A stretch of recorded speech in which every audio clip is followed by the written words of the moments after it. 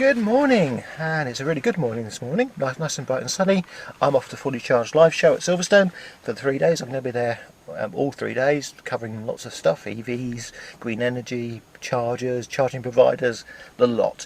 And I've got some interviews lined up as well. Hope to see some of you on the Sunday. It's going to be really good. Got a nice round table organised. Going to record some chat with you, iPace owners and drivers. Should be good fun. I'm also going to be interviewing Bobby Lew at some point, so that should be good as well. Might get that on the video hopefully. So yeah, it's going to be a really good day today. Unfortunately yesterday wasn't quite such a good day. I had a bit of a prang in the car, so I was reversing, approaching a lamppost which I knew was in a quite tight space, but I knew it was there. I was watching the reversing camera, thought I had tons of space left, and suddenly I was impacting the lamppost. In fact, it was such a light tap, I didn't even really notice it at the time. It was afterwards I realised I'd actually made contact. But the bumper at the back has been creased. It's cracked the air spoiler under the car. It's also cracked the surrounds around the open and close button for the boot, and that's where the camera is as well. And also it has actually bent the back of the boot a little bit, dented it in all the way up. Obviously being a lamppost, it's gone all the way down. I think I actually got quite lucky, to be honest. I think it could have done more damage because it hasn't even scratched the paintwork. And the leaper at the back looks like it's intact as well, so hopefully it's all going to be sorted out. The insurers have taken it on board very calmly and sorting it for me. It's a shame. Rather than things like that wouldn't happen, I wish I could totally trust the reversing camera. I'll be more cautious in future. I know it is a little bit laggy. That's the first time I've seen it lag that much. I've actually begun to rely on it, which perhaps I shouldn't have done. Anyway, it's a shame. It'll get sorted. I'll put some pictures in there of what the damage looks like. But other than that, I'm on my way. I'm going to have a great day. The other thing I wanted to quickly talk about today, which is a bit more positive news, is that with the sunnier weather, my range has definitely increased. I'm getting a good 20 to 30 miles more overall range on the car. What's interesting is the gasometer is not actually showing that, but it's really happening. It still seems to start off saying about 204 miles of range total on the gasometer, but it will stick on around about 190 miles. It's on 191 at the moment. It has been for about the last 5 miles, so it seems to correct to that point. I'm not quite sure how it works that out, but yeah, I've definitely noticed that when I do the crunch the numbers, I'm getting about 20 to 30 miles of range since the temperature's got over 10 degrees. So yeah, I'm pleased with that. That's the sort of range I really want to have. Makes some of the long distance drives I do very tenable in a single charge. So I just stopped for a very quick break on the route. Doing really well, 154 miles of range left on the gasometer, and only 5 miles to go. So yeah, looking forward to it. Oh, welcome to the empty halls of FullyCharged Live just before it all kicks off. Yes, it looks like a really impressive event this time. Lots more here than before, but obviously people are going to be turning up in the next hour. I'm about an hour early at the moment. But yeah, it's looking good. Okay, it's getting a bit busier now. This is one of the main halls. Nice corner ahead of us.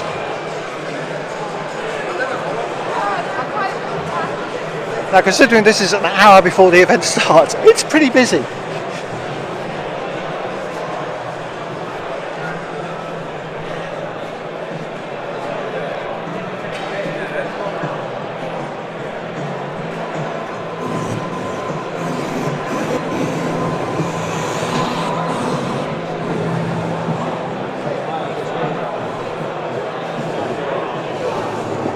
Hi guys.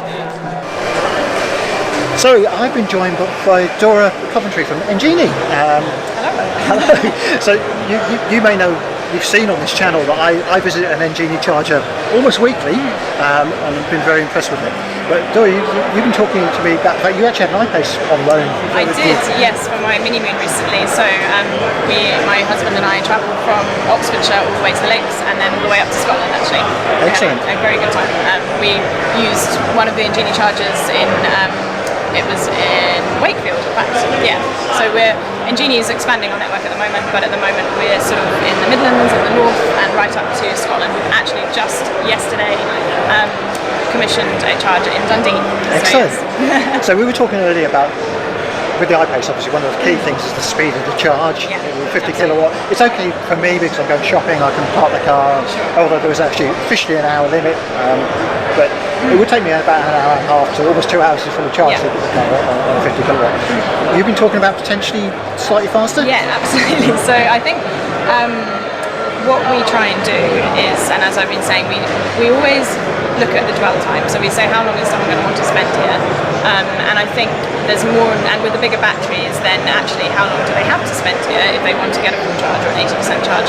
And so what we're seeing is that the places where maybe they're en route on the side of a motorway, or people are going to just want to do a pit stop on the way somewhere, then we're looking at everything from probably around 60 to 150 kilowatts of charge. The interesting thing about our chargers, which I hadn't mentioned earlier, is that we have a modular approach. So within that box that we have, there's kind of almost like power packs of 25 kilowatt each. Okay, yeah. So the cool thing about that is that they can be 50 at the moment, but if we were to add another couple, then there would be 100. Yeah. So we might put in 50 now because the market is in a place where most of the cars, like 50 works for them. But as you say, iPace, all of the ones that have been announced coming in the future, we're going to need to add those extra power pack to make them 100, and then beyond that 150. But it is still about the dwell time. So we talk to landlords, and sometimes they do want people, retail parks, people do stay longer, and we don't want to have to penalise people for staying longer or trying to move people on, because that's just not a good customer experience. So in some places we'll still have 50s just to kind of to match the time those people spend. I think it's fair if you've got 50s.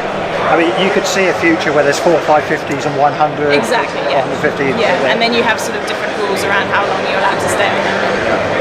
And people, I think it's fascinating the behaviour. I think the way that people use charge points as early adopters is one way, but I think if you think about the mass market, people are just, it's going to be completely different, and people want simplicity, convenience. They just want to be able to come up, do their thing, and then go again. So. And one of the things we talked about earlier, simplicity. You obviously have contactless payment or all your charges, which is amazing. But you can also subscribe to some of your. We can, yeah. So it depends whether you want to pay as you go, or if you wanted to be billed monthly, then we have the app for that on most of our charges, not quite all of them. But as I said, we're working to get your one on there as well. So I think it's about flexibility, and people like to pay in different ways. And you find the younger generation, it's weird, I actually tested it with some colleagues, and I said, sign up to the app and you get billed monthly by direct debit. And some of the guys were like, oh, this is great, this is exactly how I want to do it. And others were like, oh no, I don't think I want to give my bank details, actually, I just want to tap and go each time. And so, in the end, we have that choice now as a sort of digital consumer. So we as charging providers need to continue to give people that choice. And it's probably a few years off now, but one of the things we were talking about earlier, which I love the idea of, is plug and play. Plug and charge, plug and play, yeah. So, and that is coming, absolutely. So it relies on manufacturers putting a certain set of software into their car, as opposed to simply, which they're doing, and it relies on charge points all operating on a similar open protocol, which allows the charge point to talk to the car and to know who the car is and how to charge them in terms of payment. And that would mean that you turn up, and much like Tesla, you just grab the connector, plug it in, car and charger talk to each other, which they already do, but in a more sophisticated fashion, and then you're off. You don't even need to tap or interact with annoying buttons on screens or anything like that. Makes it a lot easier. That's going to be fantastic when we get that. Well, thanks again for your time. It's been fantastic. Thank you. And if we look down over the balcony here, we can see it's starting to fill up, and quite a few stands down there. And if we look down there's the very famous James from James and Kate, who took part in the Twizy versus e-bike race.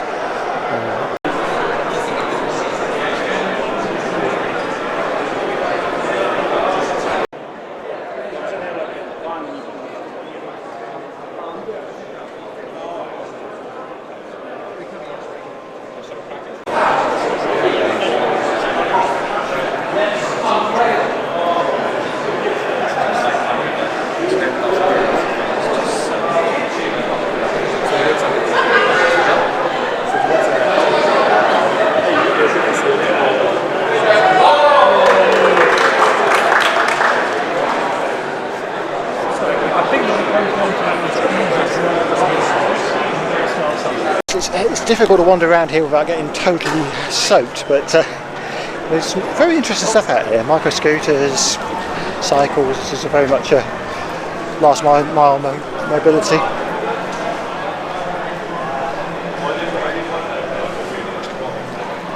Cycle.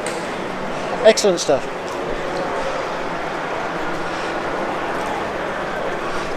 I'm getting very wiped out by the weather here because the camera's reacting to the rain. That's a very familiar looking vehicle over there.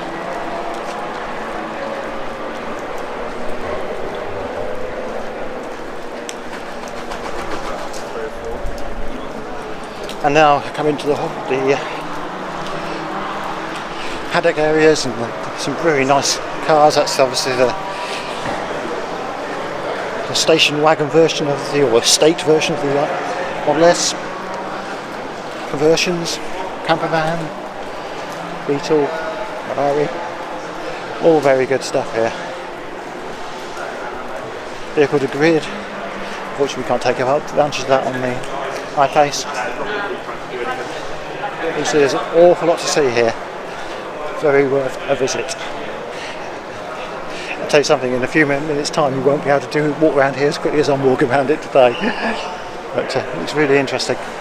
Well, this is an interesting car. MG Intra.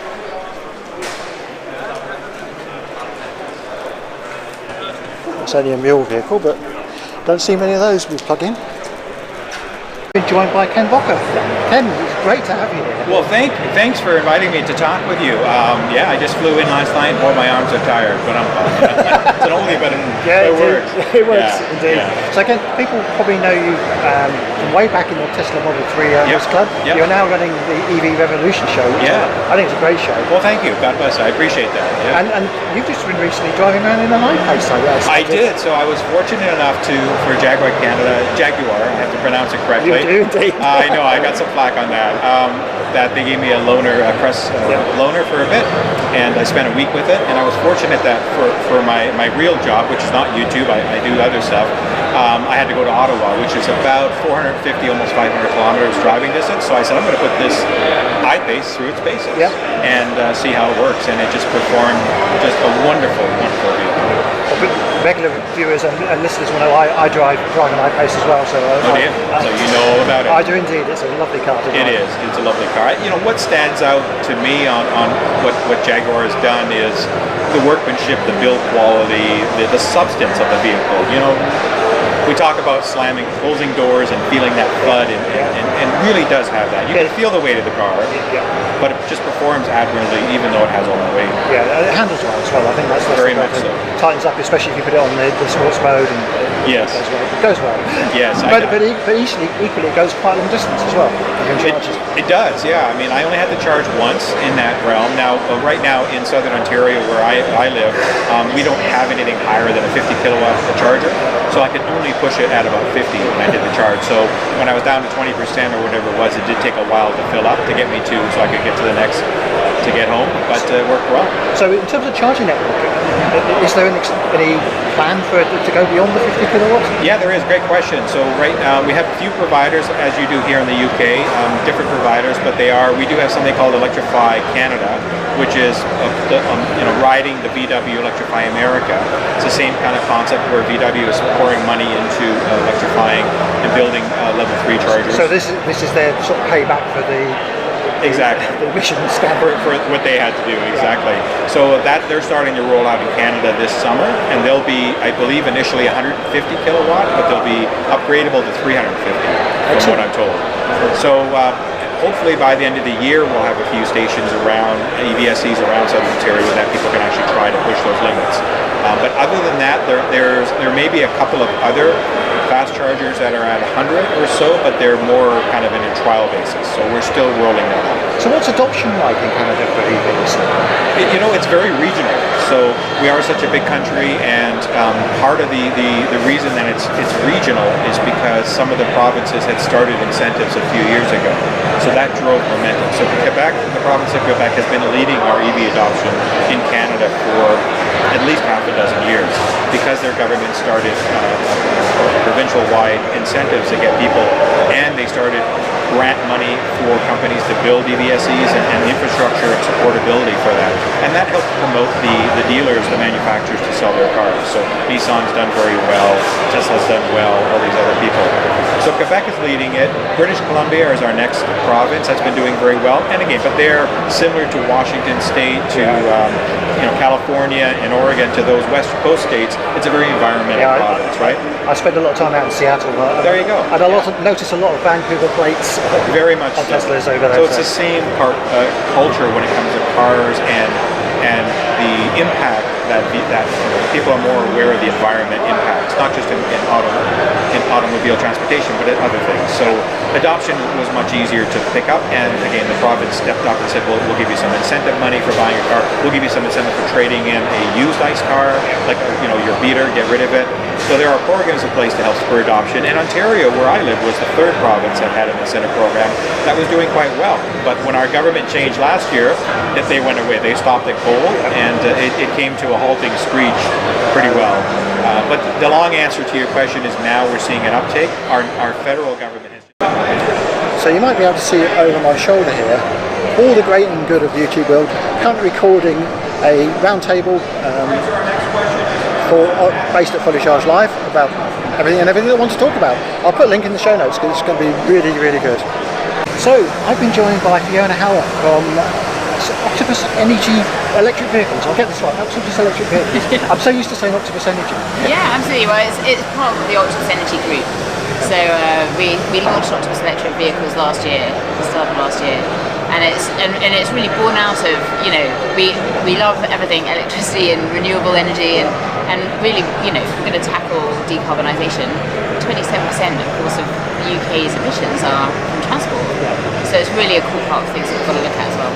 So what is Octopus Electric Vehicles? What actually are you doing? So basically we want to help people transition to electric cars, or if they've made that transition already, help them optimise that. So we help you get your car. So we do leasing, but you can also outright purchase them. We help you get charge points, so that could be at home, but it could also be for your work or for your customer destination. So if you're a shopping centre, for example, we can help you out. And then also energy tariffs.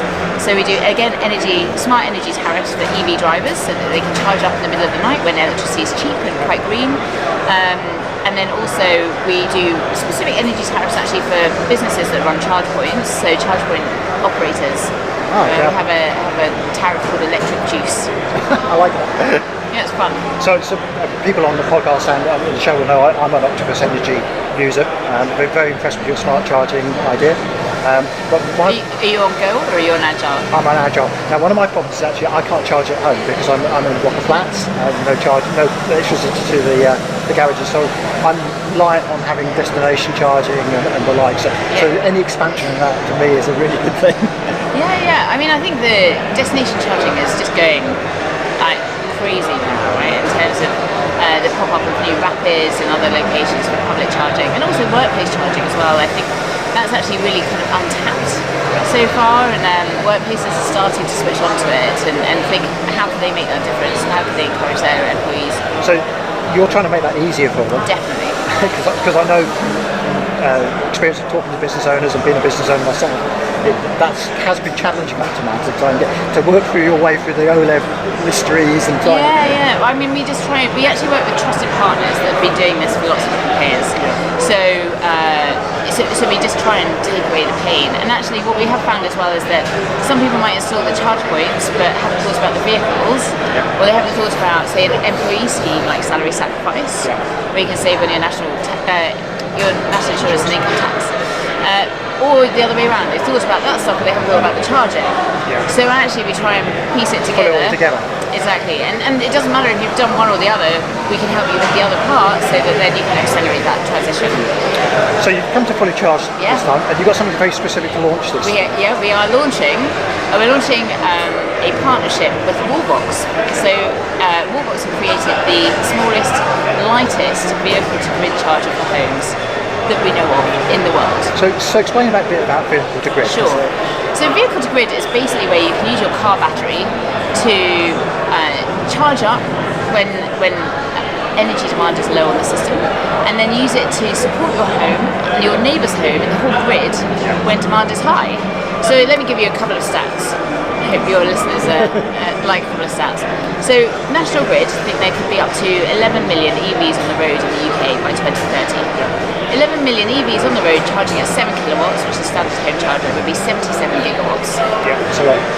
Today the peak consumption in the whole of the UK is 62 gigawatts. So that 77 gigawatts is like more than doubling our peak load if we plug in at say 5 o'clock, 6 o'clock when we all get home from work. If we all get home from work at that time.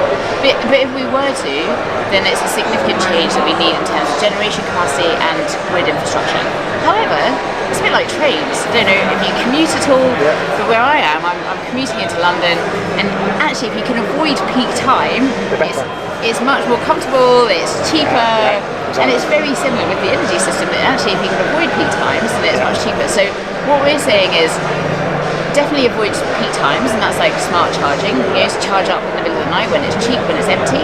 But actually more than that, this vehicle to grid can now provide extra capacity at those peak times. So those car batteries that are sitting there on somebody's driveway that stored that renewable energy can actually give it back to the grid at the peak time to provide more capacity. So now instead of my commuter train being really busy, actually there's extra capacity on the network, so it's more pleasant for everyone. So vehicle to grid gives back. It does, it gives back to the grid. So this is limited to certain vehicles, isn't it? It is. So it's vehicles that work with CHAdeMO charging. So Nissan Leaf, ENV200, and basically with that communication protocol with the CHAdeMO connectors. So CCS is coming. So actually Wallbox are working on CCS right now, and that will unlock it for a range of many other vehicles, but for now it is limited. Because I often think when I'm driving my iPace around, but most of the week I'm doing 15 miles a day, and I've got a fully charged battery, which could be, I could be shifting that load something. That would be wonderful. We would love to do that with your iPace. So as soon as we have CCS, we'll know who to call. Indeed. So this is really good. So what sort of costs are we talking about? Yeah, so we've got a bundle. So basically we bundle up the Nissan Leaf, the new Wallbox charger, and you take an energy tariff from Octopus Energy, just a standard fixed rate, very good value. And then we bundle that together, and then if you plug in 12 times a month before 6 p.m. until 5 a.m, then we will give you 30 quid back every month. And actually the bundle is very competitive with our smart charging lease, which is a Nissan Leaf NX smart charger. So you're not paying any more for the car and the lease, and actually instead you'll get the opportunity to just get back 30 quid every month. That's crazy. It's great. I mean, it's just for supporting the grid and enabling us to, you're unlocking value for the customer and enabling us to go to a kind of smarter, more renewable economy. It's almost the end of a great day. A little bit earlier I got a chance to talk to Robert Llewellyn, and there's a little bit which is relevant to iPaceOwner, so we'll show that now. And now that would be very different. That understanding of, wait a minute, we can make actual measurable savings by converting our fleet to electric. That is beginning to. I think we've got to get the incentives right for the fleets to take it up. Certainly the infrastructure's there now. I've been talking to so many charging companies today, and you see the guys there, Genie, the Charge Master. I mean, you unveiled a new charger this morning. 150 kilowatt. And that's so those things I never saw. Never saw electric planes coming. I never imagined that you could charge faster than, because 50 kilowatts when I first used it sounded like, oh my god, that's huge. Well, now there's 150. Well, I mean, obviously there will be at some point 350 kilowatts. I think that's always going to be a bit exceptional because of the infrastructure needed. But 150 kilowatts, I've now used those chargers, and when you I used one in Sweden on a Tesla Model 3, and it actually only got up to about 138.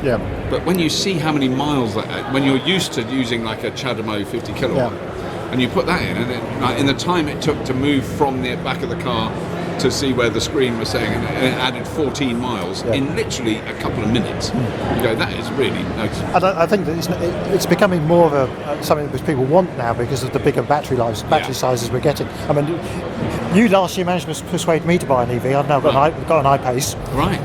So obviously that's quite a large battery pack, and 50 kilowatts. It takes a while to charge. But I mean, the iPace will take 100. It will. So I've used it we charged one in the Netherlands, and it charged it next to another car that was 50 kilowatts, and it's twice as fast. Yeah.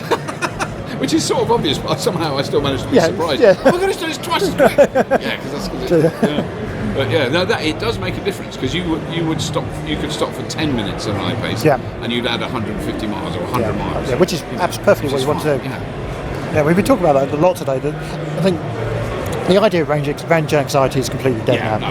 And it doesn't get mentioned to me as much by people who don't use it. They always go for charging infrastructure and where does the power come from, where do the materials for the batteries come from, which are totally legitimate. Charging anxiety rather than range anxiety. Yes. I think that's still a thing, especially in the general populace. So I still get a lot of, but I mean, you've dispelled a lot of EV myths over the last year. Well, I mean, we tried to, but I mean, I think the other thing is which is the thing I've always been conscious of right from the start, was the danger of being completely enclosed in the sort of electric vehicle bubble. That it's really important to try and get outside that, to try and reach people who don't know about it. And I think we've had some success in that. You know, that people hadn't known about it and someone has told them or whatever. Because that is the thing that is the easiest way to convince someone. You could talk to someone for a year about the advantage of electric vehicles, let them drive it for 10 minutes, and that you've 80% of the arguments. Absolutely, I mean, the driving, it's just nothing out there. It's incredible.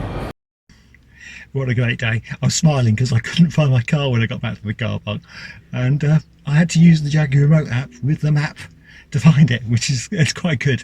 It actually got me to it straight away, so yeah.